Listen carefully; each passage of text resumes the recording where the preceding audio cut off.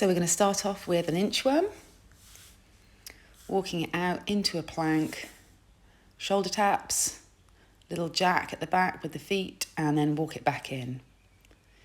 And we're here for 30 seconds.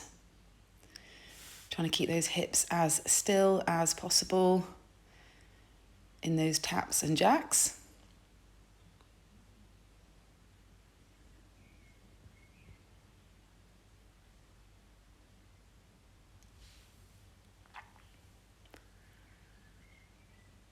Okay, next move, we've got a version of a sumo squat. So we go into around the world with the arms, heels raise up at the bottom of the squat, and we push through the balls of our feet to come back up to standing.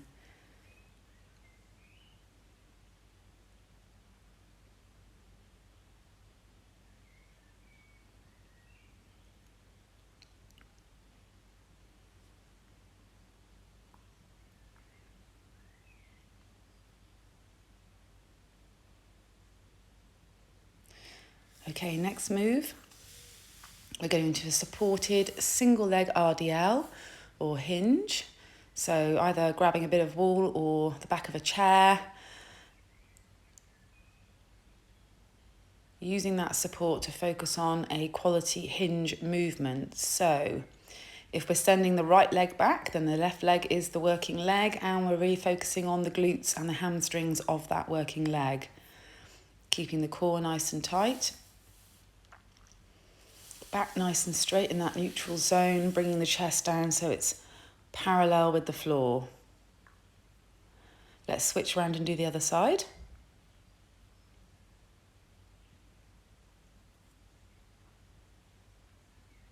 And off we go.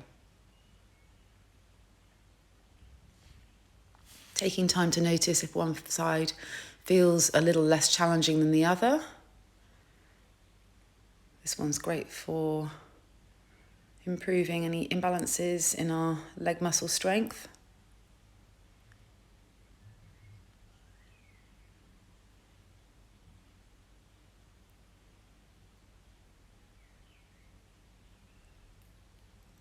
And on to the next exercise. So coming down onto the floor, we're in a side plank, and we're going to bring in a rotation.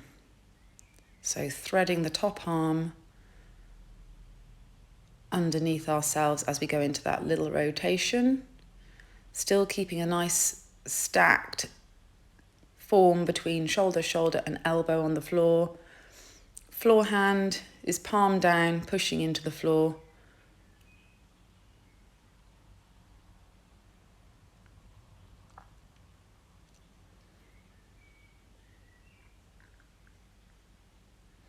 Let's switch around and do the other side.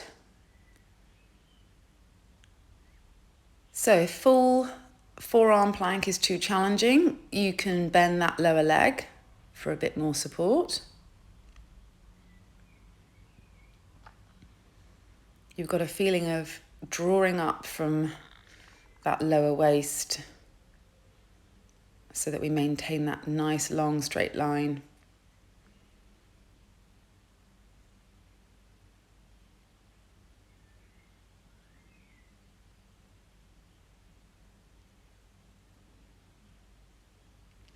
Right, on we go to the next exercise. And here we are in a forearm plank position. And we're going to dip it out either side. So taking the hips from one side to the other, really feeling it in those oblique muscles.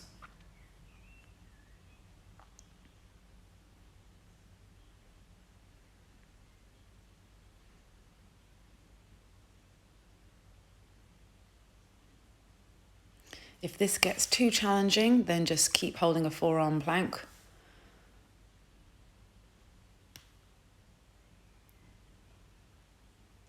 And off we go on to our next move. Looks like my camera's slipping slightly, so you're losing me a bit, but we're in a glute bridge position.